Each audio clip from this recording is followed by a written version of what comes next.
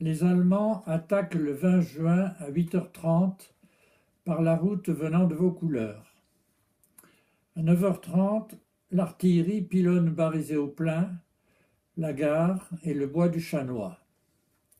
Un train de munitions en feu occasionne de gros dégâts. Un groupe de mortiers est neutralisé. Une section de fantassins défendant le village est capturée. 6 soldats sont tués. La 7e compagnie du lieutenant Fournier se replie sur le bois du Chanois. Le pilonnage de Barizé continue. 2 groupes de voltigeurs sont anéantis aux lisières du bois du Chanois. 3 sections de voltigeurs prennent position le long de la voie ferrée Barizé-Mirecourt. La liaison entre le 204e régiment d'infanterie et le Chanois est assurée par les tirailleurs sénégalais, malgré une avancée de l'ennemi entre Barizé-au-Plain et le Chanois par la gare. À 11h, le PC donne l'ordre de repli. Les coloniaux en carré résistent pendant 1 heure. Le repli est ordonné sur Bagneux, mis en état de défense. À 12h30, le bois du Chanois est investi et les soldats sont faits prisonniers. À 15h, le commandant Boïxéda rend les armes. Tandis que les armes se taisent à Barizé-au-Plain, le combat continue à Barizé-la-Côte. Le 20 juin, à Barizé-la-Côte, le combat se borne à résister toute une journée dans le village, malgré 2 assauts de l'ennemi pour s'emparer de celui-ci. Quelques obus sont tombés le matin pour appuyer une attaque ennemie venant du sud-ouest par un chemin de traverse entre la gare et le village, probablement le chemin d'Hainaut, défendu par le 2e bataillon du 128e régiment d'infanterie du commandant Perron. La pression adverse a été contenue par la 5e compagnie du capitaine Dublange, renforcée par le groupe de mortiers du bataillon et 2 canons de 25 mm.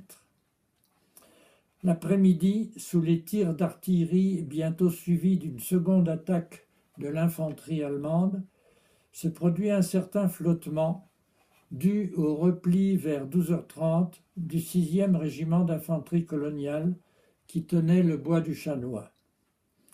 La pression ennemie s'exerce alors non seulement au sud, mais aussi à l'est. Selon les habitants réfugiés dans les caves, le combat semble se calmer vers 16h. Le récit fait par l'institutrice Mademoiselle Camus dans son cahier relatant les événements en témoigne. En fin de soirée, la 2e compagnie du 5e régiment d'infanterie coloniale intervient pour dégager le bataillon Perron en difficulté à l'ouest du village. La compagnie du lieutenant Desson, essentiellement composée de tirailleurs sénégalais, part coupe-coupe à la main.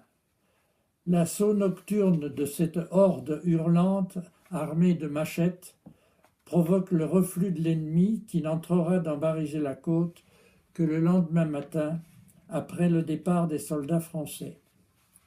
Selon le lieutenant-colonel Lebris du régiment colonial, les tirailleurs rapportent de leur expédition 6 mitrailleuses et 4 fusils mitrailleurs abandonnés par le 128e régiment d'infanterie de forteresse.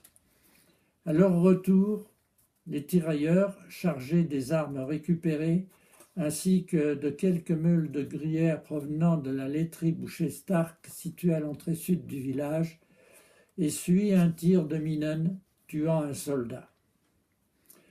Le 128e régiment d'infanterie et le 5e régiment d'infanterie coloniale recevront dans la nuit l'ordre de se replier dans le bois d'Anciota, à l'est de Colombey, où les Allemands pénètrent au crépuscule.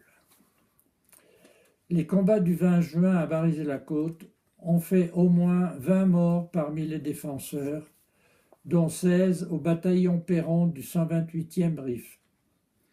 13 corps, relevés par les habitants, ont été inhumés au cimetière provisoire ouvert à l'entrée sud du village, où une stèle sera élevée ultérieurement. D'autres, parmi lesquels 7 hommes du 128e, dont le sous-lieutenant Jules Faty, 36 ans, originaire de Neuve-Maisons, sont décédés dans les postes de secours d'Alain, Crépet et Govillé. Un civil a aussi été tué par un éclat d'obus dans la première maison à l'entrée nord du village. Il s'agissait d'un réfugié du Nord qui fuyait la guerre avec sa famille. C'est aussi dans cette maison qu'a été brûlé, sur ordre, dans le jardin de Maurice Richard, gendarme à Nancy, le drapeau du 204e régiment d'infanterie. Sous l'occupation, la famille Richard cachera la pique et les débris du fanion qui seront restitués à l'armée en 1945. L'ardeur des défenseurs a fait, il faut le noter, de nombreuses victimes parmi les attaquants. Les témoignages recueillis à l'époque attestent d'une importante noria d'ambulances allemandes vers Vaucouleurs. Ernest Galland, vétéran de la Première Guerre, alors maire de Barizay-la-Côte, affirme avoir vu de nombreux corps de soldats allemands dans le secteur de la gare. C'est au total 65 soldats français que les habitants ont enterrés, dont 13 à Barizay-la-Côte, au lendemain des combats, soldats morts dans une ultime lutte pour défendre l'honneur de la patrie. Leur sacrifice ne fut pas vain. Le sol, marqué de leur sang, vit d'abord passer ceux qui ont résisté à l'oppression durant les années sombres de l'occupation, puis ceux qui, dans leurs traces, retrouvèrent avec nos alliés le chemin de la liberté. Nous avons envers eux tous un éternel devoir de mémoire.